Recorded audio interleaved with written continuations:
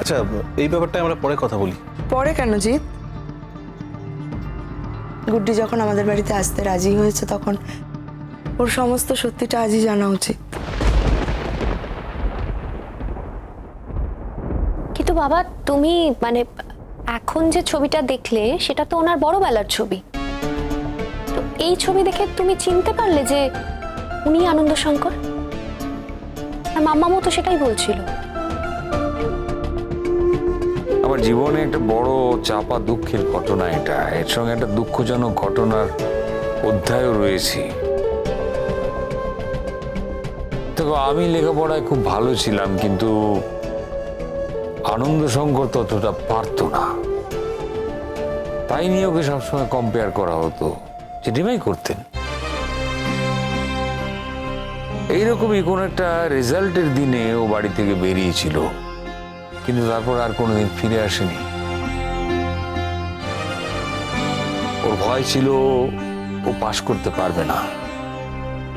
পাশও করেছিল হয়তো, কিন্তু হয়তো আমার মতো ভালো রেজাল্ট করতে পারেনি। এমন হতে পারে যে আমার সামনে প্রত্যেক মুহূর্তে নিজের বাড়িতেই ওকে অপমানিত হতে হতো, সবসময় তুলনা করা হতো। এই যন্ত্রণাটা ও আর নিতে পারছিল না। ওর সঙ্গে আমাদের কিছু ছবি তোলা ছিল সাধারণ ক্যামেরায়। সেই ছবি আমি তোমাদের মাম্মামকে দেখিয়েছিলাম। খুব অভিমানী ছিল তো, তাই বেরিয়ে গিয়েছিল বাড়ি থেকে। একমাত্র তোমাদের মাম্মামই জানে ঘটনাটা। হ্যাঁ, পিনুও জানে, তবে এটা নিয়ে কোনোদিন কথা হয়নি। ওদের পক্ষে কেউ বেঁচে নেই বলে কথা হওয়ার কোনো সুযোগ ছিল না।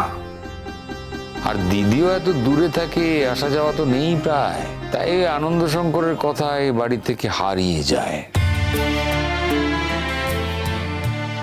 আর সেই ছবি দেখে এক মুহূর্ত চিনতে দেরি হয়নি যে ওই আনন্দ শঙ্কর। আমাদের বাড়িতে যে এসেছিল সে আনন্দ শঙ্করের স্ত্রী, আনন্দ শঙ্করের ছেলে। আমরা এক বাড়ির লোক, একই বংশের লোক। স্ট্রেঞ্জ। স্ট্রেঞ্জ কেন? মানে তোমার স্ট্রেঞ্জ কেন মনে হচ্ছে হঠাৎ? এরকম ঘটনা তো ঘটে না নাকি? না মানে তাই বললাম। যাদের বাড়িতে আছি, যাদের বাড়িতে ওপর বাংলা থেকে এসে আমরা কপর্দক শূন্য অবস্থায় লেখাপড়া শিখতে পেরেছি, দাঁড়াতে পেরেছি, বড় হতে পেরেছি, তাদের ছেলে হয়তো একদিন আমারই জন্য এই বাড়ি ছেড়ে চলে গিয়েছিল। এই কষ্টটা আমি সারা জীবন বয়ে বেরিয়েছি। আজ হয়তো এই কষ্টটা থেকে মুক্তি পাওয়ার একটা উপায় বেরিয়েছে। কিরকম জেঠুমনি?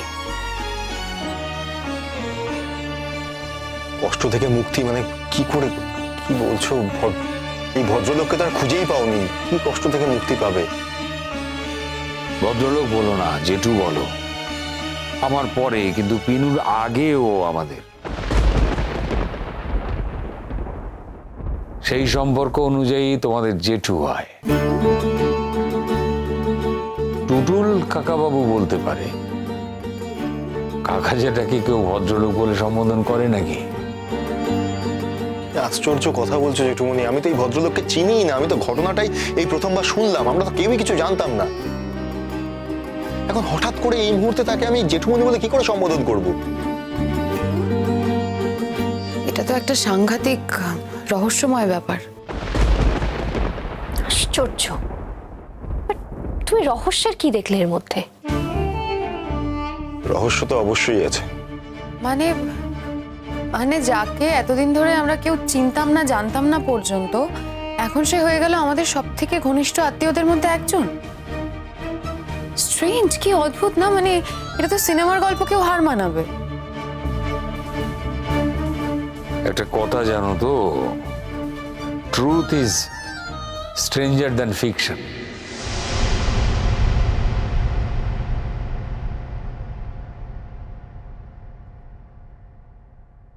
গুড্ডি, জিতের বাবা আমাদের সঙ্গে থাকেন না। ও হ্যাঁ, আমার বাবা আমাদের সঙ্গে থাকেন না, আর উনি অন্য কোথায় থাকেন সেটাও আমরা জানি না। আমার বাবাকে ভালো করে মনেও নেই, ছোটবেলার ঘটনা তো।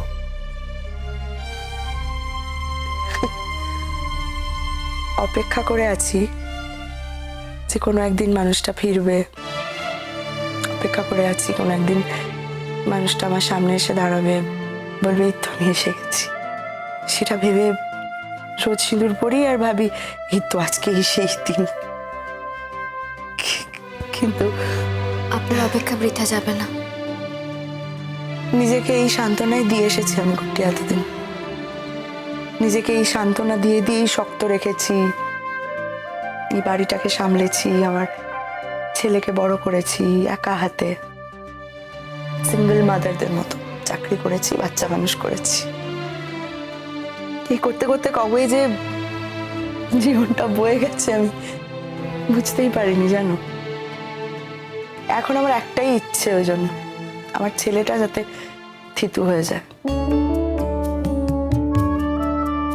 তুমি আর জিত একসঙ্গে বাকি জীবনটা সুখে কাটাও, বাস। আমার আর কিচ্ছু চাই না জীবনে। তোমাদের সুখে থাকতে দেখলেই আমার শান্তি। তারপর আবার আমার অপেক্ষার পালা শুরু হবে। অপেক্ষা করে থাকবো মানুষটার জন্য, যে মানুষটা আমার জীবনে আসবে। মৃত্যুর মুহূর্ত অব্দি মানুষটার জন্য অপেক্ষা করে থাকবো। নিশ্চয়ই সে আমার জীবনে আবার ফিরে আসবে। মেনে নিয়েছি এই অপেক্ষাটা, এটা ভেবেই মেনে নিয়েছি যে হয়তো কোনো কারণে ঈশ্বর আমার জীবনে আমার জন্য এই শাস্তিটা রেখেছেন। আপনি মন খারাপ করবেন না। আমরা হয়তো ঠিক করে বুঝতে পারি না ঈশ্বর আমাদের পথটা ঠিক কিরকম তৈরি করে দেন। তাই হয়তো সাময়িকভাবে আমাদের রাগ হয়, আমাদের কষ্ট হয়, আবার এক এক সময় মনে হয় যা হয়েছে সবকিছু ভালোর জন্যই হয়েছে। এ কথাও ঠিক, ঈশ্বর চিরদুঃখী কাউকে রাখেন না। একদিন আপনারও দুঃখের অবসান ঘটবে। আঙ্কেল ফিরে আসবেন একদিন, দেখবেন আপনি। জানি না, কিন্তু আমার ছেলেটাও এই কষ্ট নিয়েই বড় হয়েছে কুট্টি। ছোটবেলায় যখন স্কুলে যেত, ওর সব বন্ধুদের বাবা ছিল, শুধু ওর বাবা নেই। ওর বাবার অভিমানটা কি ছিল জানো তো? ওর বাবা নাকি একটা সাজানো সংসার ছিল, বাড়ি থেকে রাগ করে বেরিয়ে ট্রেনিং নিয়ে চাকরি জয়েন করে। আমরা বাড়ির সবাই মিলে ওখানে বেড়াতে গিয়েছিলাম। ওর বাবার গাড়িতে আমার অ্যাক্সিডেন্ট হয়। ওর বাবা তখন রাজস্থানে পোস্টিং ছিল। অবশ্য ওর বাবার কোনো দোষ ছিল না, আমি হঠাৎ করে গাড়ির সামনে চলে এসেছিলাম, ব্যাস। ওখান থেকে আলাপ, তারপর বিয়ে। আমার বাবা বারবার করে জিতের বাবাকে জিজ্ঞেস করেছিল যে তোমার বাড়িতে কে কে আছেন, বাবা মা আত্মীয় স্বজন। খালি বলছে আমার কেউ নেই, আমি একা, আমার কেউ নেই। আপনি যদি সবকিছু জেনে, আমি একা জেনেও আপনার মেয়েকে আমার হাতে তুলে দিতে পারেন, তাহলে বিয়ে হবে, না তো দেবেন না, বিয়ে হবে না। আর শুধু তাই নয়, আবার বলছে যে আমি কিন্তু লোক ভাড়া করে আত্মীয় স্বজন দেখাতে হবে বলে তাদেরকে আত্মীয় স্বজন বানাতে পারবো না। যদি কেউ আত্মীয় স্বজন থেকেও থাকে, তাদের সঙ্গে আমার কোনো যোগাযোগ নেই। খুব অভিমান ছিল মনের মধ্যে, খুব। কিন্তু দুঃখের বিষয় হলো সেই অভিমান, সেই কষ্ট, সেই খারাপ লাগা আমি কোনোদিন জানতেই পারলাম না, জানার সুযোগ পেলাম না, সময় পেলাম না। মাঝখান থেকে আমার ছেলেটা এত কষ্ট করে বড় হলো, একা, কেউ নেই। আমি এখন এটাই ভাবি জানো তো গুড্ডি, যে আমার ছেলেটা যেন জীবনে একটা সঙ্গী পায়, একটা সুন্দর জীবন পায়। আমার ছেলেটার যেন বিয়ে হয়, সন্তান হয়, এটাই আমার এখন একমাত্র চিন্তা।